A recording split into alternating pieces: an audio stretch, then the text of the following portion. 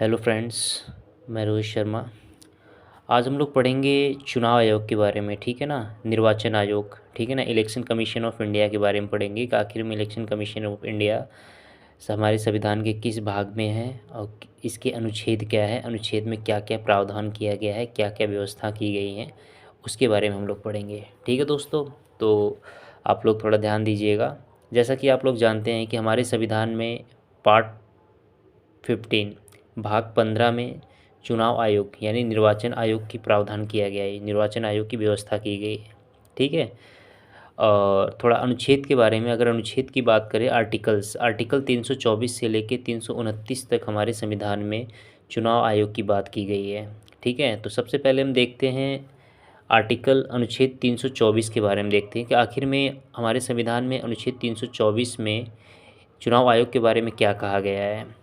तो अनुच्छेद 324 में कहा गया है कि चुनाव आयोग और उसकी संरचना से जुड़े प्रावधान किया गया, यानी कि चुनाव आयोग और उसकी जो संरचना है, ठीक है ना, उसके प्रावधान के बारे में बात किया गया कि आखिर में उसकी संरचना, उसका स्ट्रक्चर कैसा होगा, ठीक है ना। ये आर्टिकल 324 में कहा गया है। इसी तरह अनुच्छेद 325 की बात करें तो आर्टिकल 325 की बात करें तो इसमें कहता है कि चुनाव आयोग जो कहता है कि इसमें ये प्रावधान किया गया है कि जो किसी भी व्यक्ति के साथ जाति, धर्म, वंश, भाषा, क्षेत्र, लिंग के आधार पर उसके साथ कोई भेदभाव नहीं किया जाएगा, ठीक है ना। वो किसी भी जाति का हो, ऐसा नहीं है कि वो व्यक्ति ब्राह्मण है, ठाकुर है, या फिर कह सकते हैं कि शूद्र है, वैश्य है। तो अगर आप वैश्य हो तो आप चुनाव वोट नहीं दे सकते हो, ठीक है ना।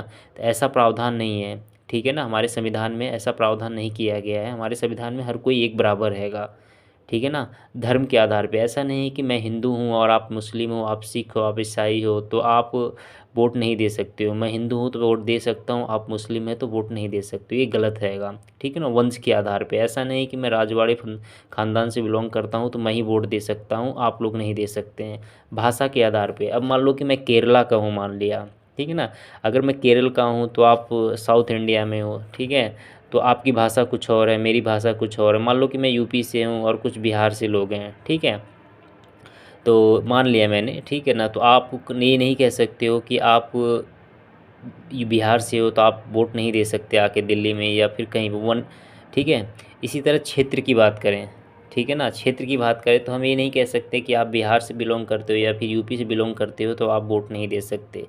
अब जैसे कि लिंग के आधार की बात करें, लिंग के आधार पे ये नहीं कि आप पुरुष हैं तो आप वोट दे सकते हैं और महिला है तो महिला वोट दे नहीं दे सकती है, ठीक है ना। तो लिंग के आधार पे हम किसी के साथ भेदभाव नहीं कर सकते हैं।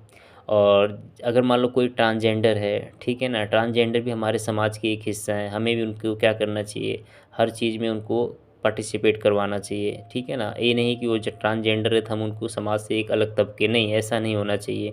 उनके साथ भी हम क्या करते हैं, हमारा इलेक्शन कमीशन बात करता है कि हर किसी को चुनाव में, निर्वाचन आयोग में, ठीक है ना, निर्वाचन में वोट देने का पूरी तरीके से अधिकार है, ठीक है। इसी तरह हम आर्टिकल 326 की बात करते हैं, ठीक है दोस्तों। 325 आपको पता चल गया, 326 के बारे में बात करें दोस्तों तो 326 क्या कहता है। 326 कहता है कि सार्वजनिक वयस्क मताधिकार का अधिकार, मताधिकार का अधिकार, यानी कि सार्वभौमिक, सार्वभौमिक का मतलब होता है दोस्तों सभी को, वयस्क, ठीक है ना, जो वयस्क यानी कि जो 18+ हो गए हैं, ठीक है। मत देने का अधिकार, मताधिकार का मतलब होता है मत देने यानी कि वोट देने का अधिकार, ठीक है दोस्तों। तो हर किसी को सार्वभौमिक वयस्क मताधिकार का अधिकार दिया गया है, ठीक है ना। पहले क्या होता था, पहले जो है इसकी आयु जो थी दोस्तों ना 21 वर्ष निर्धारित की गई थी, ठीक है ना। स्टार्टिंग में इसकी उम्र 21 वर्ष निर्धारित की गई थी, लेकिन 61वां संविधान संशोधन किया गया, ठीक है ना। 61वां हमारे संविधान में संशोधन कर किया गया। कौन सा नंबर था वो दोस्तों, याद रखना, 61वां, ठीक है ना। 1989 में इस 21 साल की उम्र को कम करके कितना कर दिया गया है दोस्तों, 18 वर्ष कर दिया गया है, ठीक है ना। कितना, 18 ईयर कर दिया गया है।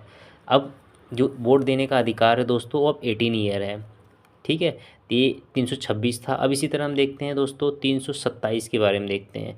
निर्वाचन आयोग से जुड़े कुछ कानून, जैसे निर्वाचन आयोग है दोस्तों, ठीक है ना। निर्वाचन आयोग पे अगर कोई भी कानून बनाने का अधिकार है किसी को तो वो हैगा हमारे देश की पार्लियामेंट, ठीक है ना, हमारे संसद के है, ठीक है दोस्तों। निर्वाचन आयोग पे अगर कोई कानून बनाया जाएगा तो वो हमारे संसद के द्वारा बनाया जाएगा, ठीक है। और 328 के बारे में अगर हम बात करें, आर्टिकल 328, अनुच्छेद 328 की बात करें दोस्तों, तो उसमें निर्वाचन से जुड़े कुछ कानून, जैसा कि निर्वाचन से जुड़े कुछ कानून जैसे निर्वाचन है, ठीक है ना, इलेक्शन कमीशन में कुछ कानून जो है राज्य की सरकार भी बना सकती है, ठीक है ना दोस्तों, यानी विधानमंडल, ठीक है, तो विधानमंडल बना सकती है राज्य सरकार, ठीक है। चलो मैं आगे बढ़ाऊंगा, आप लोगों को विधानमंडल के बारे में पढ़ाऊंगा, संसद के बारे में बताऊंगा, आखिर में विधानमंडल क्या है, संसद क्या है, संसद कैसे बना हुआ है, विधानमंडल कैसे बना हुआ है, मैं आपको ये विस्तार से बताऊंगा। बट ये आप थोड़ा सा ध्यान रखना कि 328 में कुछ ऐसे निर्वाचन आयोग में, ठीक है ना, निर्वाचन आयोग में कुछ कानून बनाने का अधिकार किसको दिया गया, राज्य सरकार को, यानी विधानमंडल को। इसी तरह अनुच्छेद 329 की बात करते हैं दोस्तों। अनुच्छेद 300 हमारे संविधान में अनुच्छेद 329 कहता है कि चुनाव आयोग में न्यायिक हस्तक्षेप करना वर्जित है, यानी कि चुनाव आयोग कोई भी डिसीजन लेता है तो उस पर न्यायालय यानी कि सुप्रीम कोर्ट का या हाई कोर्ट का उसके अंदर हस्तक्षेप करने का कोई राइट्स नहीं है। इसी वजह से हम कह सकते हैं कि जो निर्वाचन आयोग है दोस्तों, निर्वाचन आयोग स्वतंत्र निकाय है, यानी कि एक स्वतंत्र मतलब कि फ्री बॉडी है, हमारे संविधान की एक स्वतंत्र निकाय है, इस पर किसी का हस्तक्षेप नहीं आएगा, ठीक है ना, न्यायिक हस्तक्षेप, यानी सुप्रीम कोर्ट इसमें हस्तक्षेप नहीं कर सकता है।